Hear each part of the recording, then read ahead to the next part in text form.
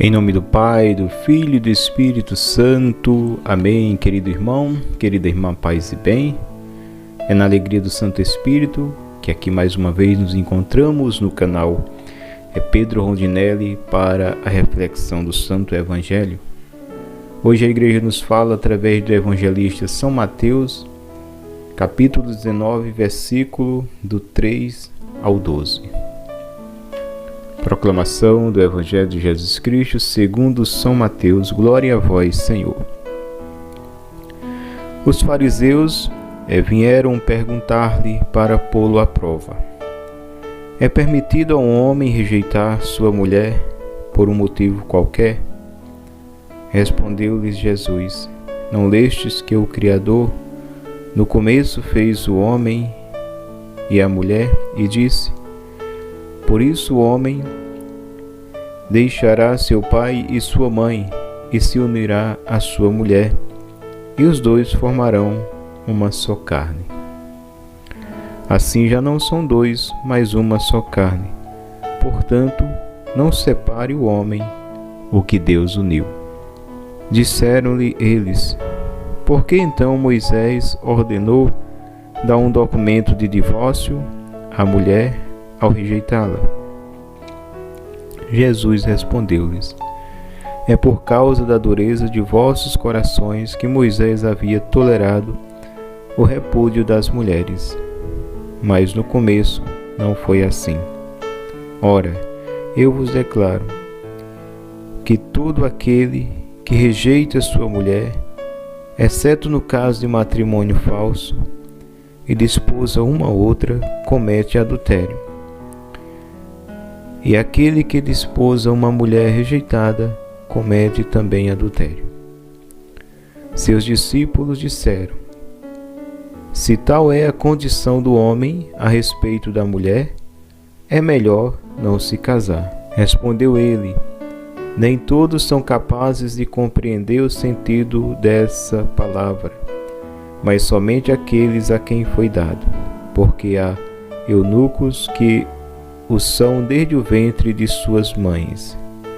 Há eunucos tornados tais pelas mãos dos homens, e há eunucos que a si mesmos se fizeram eunucos por amor do reino dos céus. Quem puder compreender, compreenda. Palavra da salvação, glória a vós, Senhor. Que as palavras do Santo Evangelho perdoem os nossos pecados e nos conduzam à vida eterna. Amém.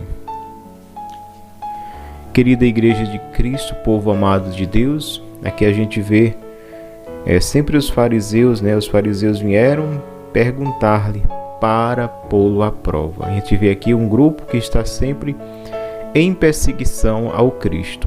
E a gente pode raciocinar junto. Qual a motivação, irmãos, dos fariseus perseguir Jesus?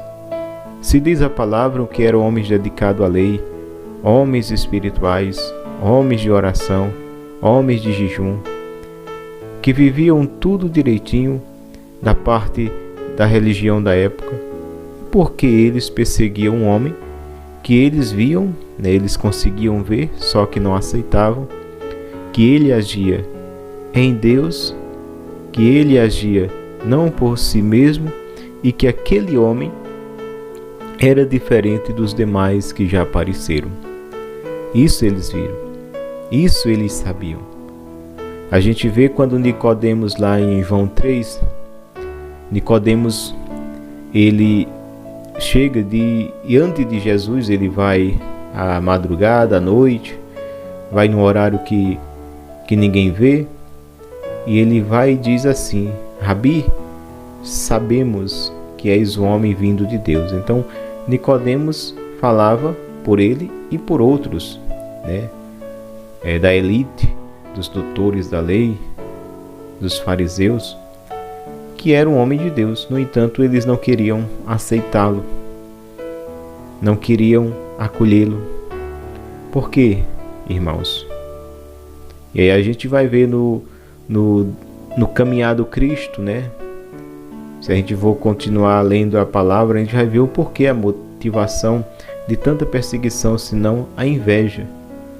Aqueles homens começaram a invejar tanto Jesus que em tudo eles estavam ali presentes, mas não com sentido verdadeiro ou purificado, mas eles queriam de alguma forma espionar, alguma forma queria procurar uma fraqueza no Cristo, alguma coisa para poder acusar, para poder prender e até matar. E aqui a palavra é bem clara quando diz: os fariseus vieram perguntar-lhe para pô-lo à prova. Então a gente vê aqui também um grupo que usava a lei para seu bel prazer. Eles não estavam preocupados em cumprir a lei de Deus, até porque eram homens que viviam, como o próprio Cristo disse, a hipocrisia. Jesus os chamou de hipócritas, Jesus os chamou de túmulos caiados e tantas coisas.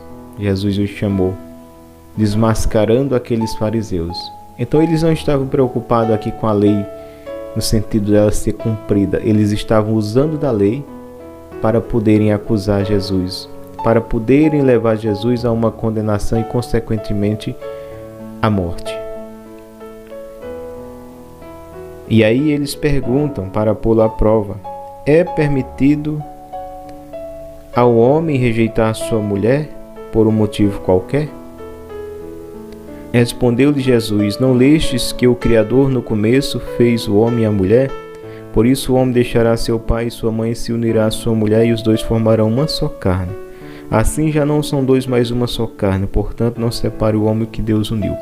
E aí eles vai dizer: mas Moisés autorizou despedir a mulher por um motivo qualquer, dar uma carta de divórcio. E Jesus diz: não, Moisés tolerou por conta da dureza dos vossos corações. Por que Moisés autorizou, de certa forma, uma carta, um documento de divórcio? Porque vivia aquele tempo em que mulheres não eram contadas, crianças também, onde imperava o machismo, onde imperava ali o homem, né? Eu e só eu. Então as mulheres eram muito massacradas nesse tempo, eram muito discriminadas, sofriam muita injustiça. A gente vê aquele episódio lá do Evangelho de João, que relata a história de Maria Madalena, que chega alguns homens com ela dizendo a Jesus: essa mulher foi apanhada em adultério, em que eles trazem aquela mulher arrastando pelo chão, e a lei diz que ela seja apedrejada. A gente vê que trouxeram só a mulher, e cadê o homem que estava com ela? Será que essa mulher adulterava só? Não. O homem talvez estivesse ali entre eles, ou eles, né? Talvez fosse muitos daqueles que ali estavam que já tivessem tido algum contato com aquela mulher de intimidade. No entanto, era ela que estava ali e eles queriam a morte. Então era dessa forma. Então Moisés, vendo isso, autorizou uma carta. Porque já que Moisés não conseguia conter os corações endurecidos daqueles homens a não despedir a mulher, a não separar, a não rejeitar sua esposa, Moisés autorizou um documento de divórcio. Por quê? Porque se o homem despedisse sua mulher por um motivo qualquer, colocava aquela mulher para fora na época, e aquela mulher saía e ficava ali, ele colocava outra dentro de casa, tinha todo direito. E se aquela mulher arrumasse outro homem, ele poderia acusar ela de adultério, e ela poderia ser morta, apedrejada segundo a lei, embora ele tivesse mandado ela embora. Mas como a mulher não tinha nenhum documento para dizer assim: não, eu recebi a carta de divórcio dele, ele me despediu. E aí tantas mulheres eram injustiçadas nesse sentido. E aí Moisés viu que era bom ter este documento, essa carta de divórcio, por conta da dureza do coração do homem. Mas, como o próprio Cristo disse, não separe o homem que Deus uniu. O projeto de Deus para o matrimônio não é esse, de divórcio, de rejeitar a mulher, seja por qualquer motivo. O projeto de matrimônio, o projeto do casamento, é que o homem e a mulher vivam até que a morte os separem, como diz a própria palavra, e os dois formarão uma só carne, como diz no ritual do sacramento do matrimônio, na alegria, na tristeza, na saúde e na doença, até que a morte os separe. Então esse é o projeto de Deus para o matrimônio. E aí quando Jesus continua: e se o homem despede a sua mulher e casa com outra, vai cometer um adultério contra a sua mulher. E se sua mulher arruma outro homem, vai cometer um adultério contra o seu marido. E aí os discípulos dizem: Senhor, se tal é a condição tão dura assim, então é melhor não se casar. Jesus diz: nem todos são capazes de compreender o sentido dessa palavra. Porque há eunucos que são desde o ventre de sua mãe, e há eunucos que são feitos pelas mãos dos homens, e há eunucos que se fazem assim por amor do reino de Deus. E aí Jesus fala a questão da continência, né? Ou seja, do obstétrico sexual. Há aqueles que desde o ventre da mãe, ou seja, por algum problema de saúde, nasceram sem condições de ter a intimidade, a relação sexual. Diz a palavra que eles assim o são desde o ventre materno. E também fala daqueles que são feitos pelas mãos dos homens, né? Naquele tempo era costume fazer a castração daqueles homens e colocar eles em algum trabalho, né? Diante lá das autoridades. Tinha eunucos que cuidavam do harém, das mulheres do rei. Então os eunucos naquele tempo eles tinham um grande privilégio, de certa forma, entre as autoridades em servir. E aí há aquele terceiro grupo de eunucos que Jesus diz: aqueles que assim se fazem por amor do reino de Deus. Entra todos aqueles que vivem o celibato, ou seja, o sacerdote. Tem gente que fica com aquela conversa: porque o padre não casa, porque o padre tem que casar, porque a igreja proíbe, a igreja isso, aquilo. Meus irmãos, a igreja nem manda ninguém ser padre, a igreja também não manda ninguém casar. É uma vocação. É uma vocação. É o sacramento, é um sacramento. O matrimônio é o sétimo sacramento. A ordem sacerdotal é o sexto sacramento. Então, é um sacramento. É um sacramento. Então, nós não podemos determinar isso ou aquilo. Se o padre ele é padre, foi uma escolha dele pelo chamado no seu coração. Deus o chamou e Deus o deixou livre para responder. E ele respondeu: eis-me aqui, Senhor. Então, não é a igreja que impõe isso aí. Não. É um chamado. É aquele que se faz pelo reino de Deus.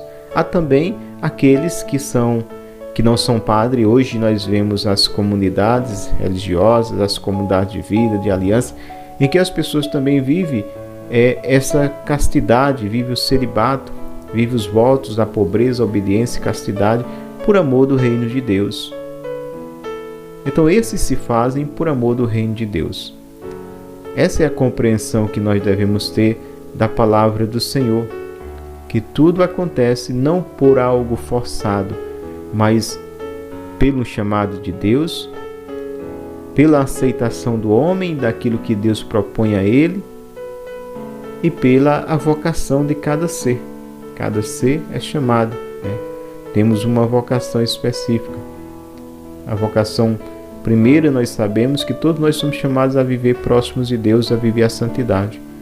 Mas entre tantos homens e mulheres, Deus chama uns a viverem o celibato, a viverem uma vida casta por amor do reino.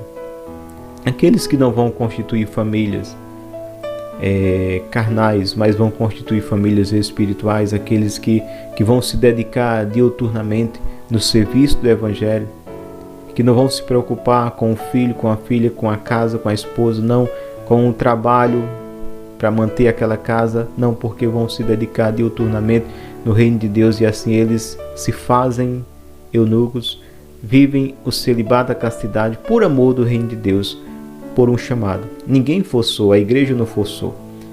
É um chamado no coração, é de livre e espontânea vontade que essas pessoas se apresentam diante do Senhor para se doar como oferta viva no seu altar. Que eu e você possamos pedir a graça sempre ao Espírito Santo de compreender a palavra do Cristo e a graça, acima de tudo, de podermos vivê-la. Aqui foi mais uma reflexão do Santo Evangelho do dia de hoje. Fique com Deus, que eu vou com Ele. Paz e bem.